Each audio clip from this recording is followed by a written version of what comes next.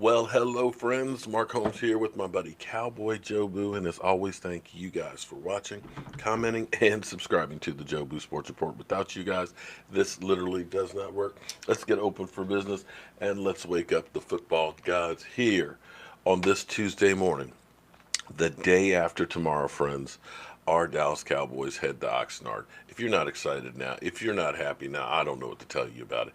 We've made it through the long off season. We've got teams already out there working out. Man, it's going to be fantastic. Now, one of the things, of course, that we are worried about, of course, there's a million things to worry about. But one of the things that we're worried about is, will Zeke Elliott show up for training camp? Well, here is first takes, first take on the Zeke Elliott situation here. On him. Stephen A., the reason Jason Garrett ultimately, I believe, will be fired is because he does things like when they have that back and it's 4th and 1 and they're practically at midfield, he punts. If the Cowboys front office doesn't sign Ezekiel Elliott up, it's like punting 4th and 1.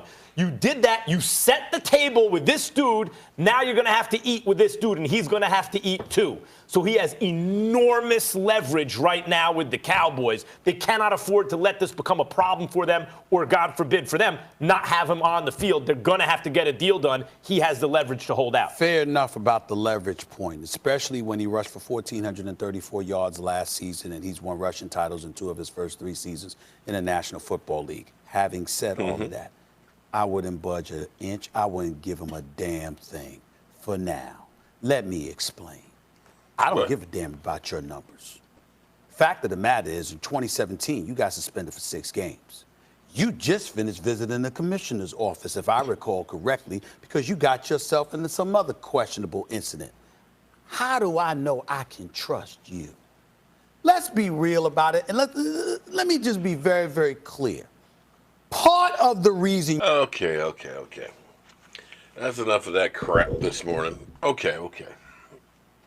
2016, I will say, was a witch hunt for getting him. I'm looking at things that are going on right now with like Tyreek Hill and other guys and things like that are kind of like, Zeke got suspended for that. And a lot of other people should be suspended as well.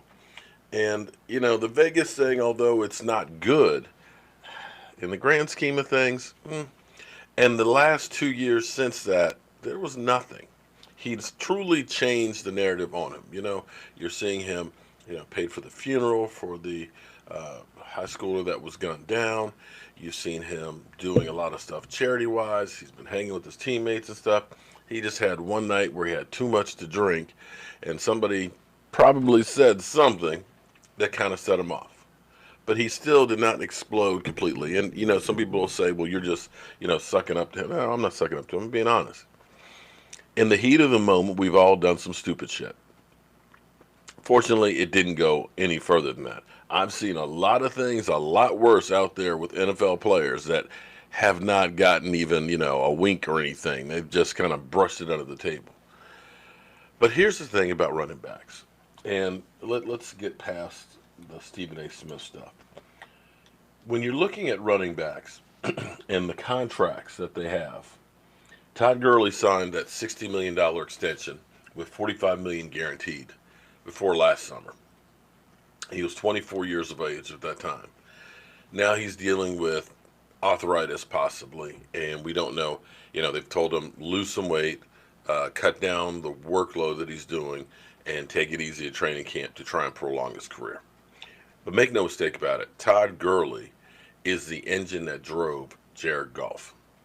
If you look at 2017, Jared Goff, half of his touchdowns are swing passes outside or behind the line of scrimmage to Todd Gurley. Gurley is important.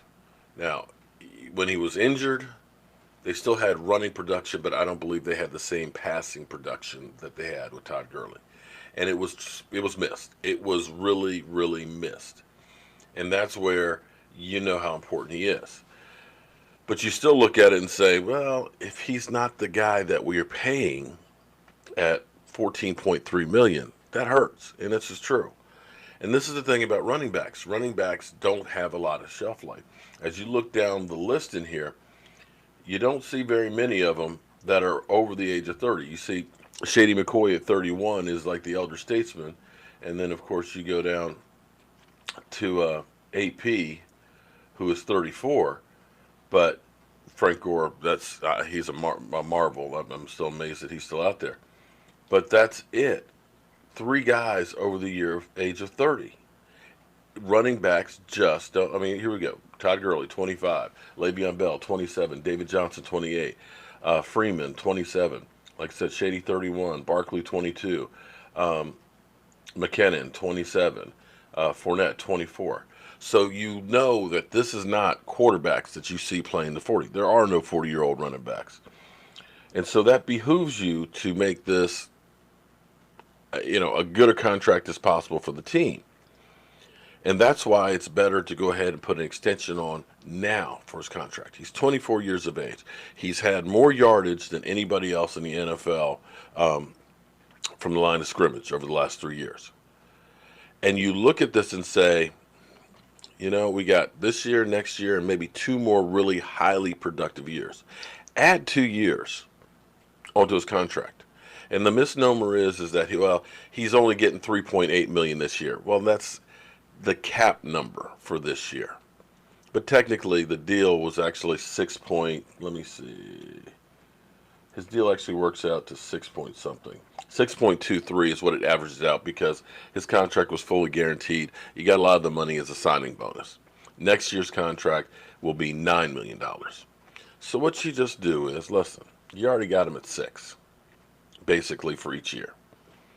You go ahead and you add an extra $6 million for, this year and next year. That gives you 12. And then go ahead and say, we're going to pay you Todd Gurley money, 14 for the 2 years after that. So that's 28. 28 and 12. So you add $40 million onto his contract. You tie him up for just 2 more years. So he's 28 when you can walk away from the deal. He's happy. He's getting paid. And you've got it locked down, and it no longer becomes a discussion for the talking heads.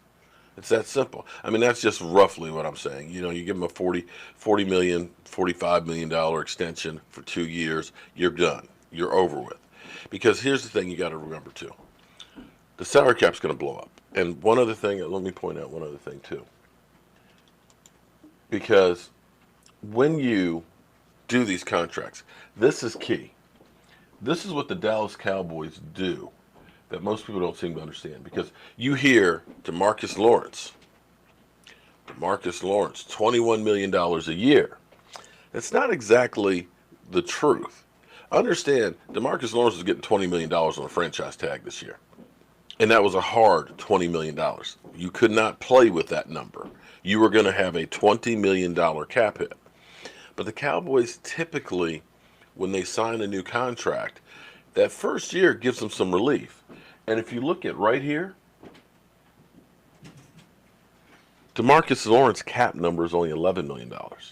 What they were able to do by signing DeMarcus Lawrence to that deal, which is really adding 2 years onto the contract, because it's really only the guaranteed money that you deal with. The Cowboys can walk away in 3 years from DeMarcus Lawrence without any pain, even though that contract's for $105 million. It's really only costing them $40. And I know that sounds crazy, but you already had him signed for a franchise tag, which was going to be $20. So you just added $40 million onto his contract. You just made it all guaranteed.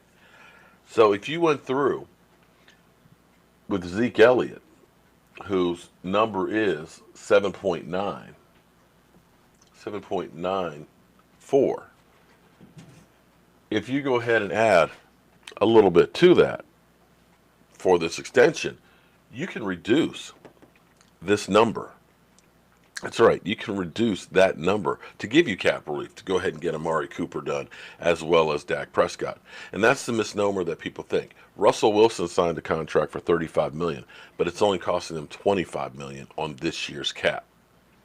And that's the same thing that you can do with Amari Cooper, because Amari Cooper's got that, $13.9 million hit right now too. You sign him to his deal, although Amari Cooper is no rush to sign his, because he's looking at Michael Thompson, he's looking at Julio Jones, and some others out there to get paid. So he's looking for that market to be reset.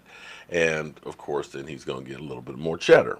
So that's how this thing works. It's not necessarily that average per year, which sounds great, but in reality, it's really only the guaranteed money.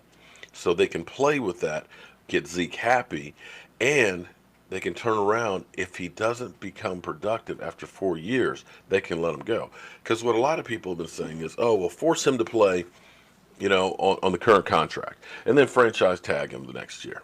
Well, in reality is you're going to end up paying him the average of the top 5 salaries, which will probably still go up. So if you're talking about the average of the top 5, you're still talking about $12.5 million that you're going to have to pay him the following year, right?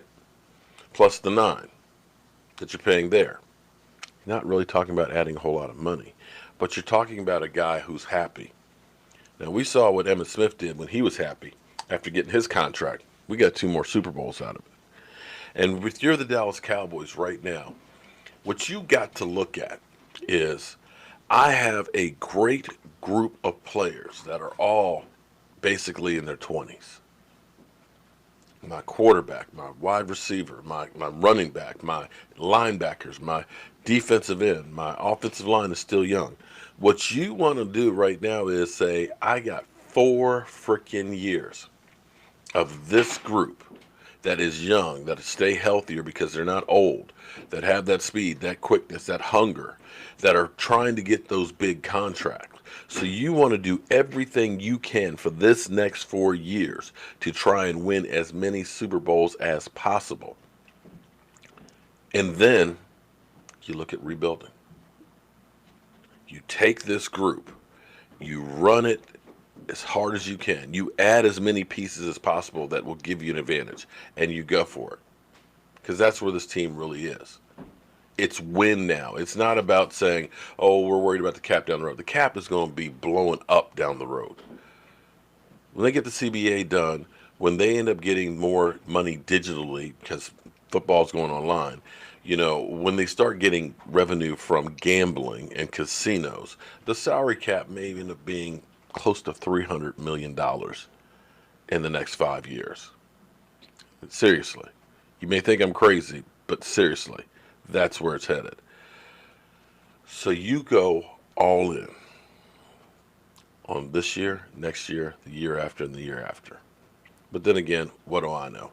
I'm a guy with a day job and a voodoo doll. But guys, day after tomorrow, that big old jet airliner heads for Oxnard. I'm Mark Holmes. This is Cowboy Joe Boo, and I'll see you guys later.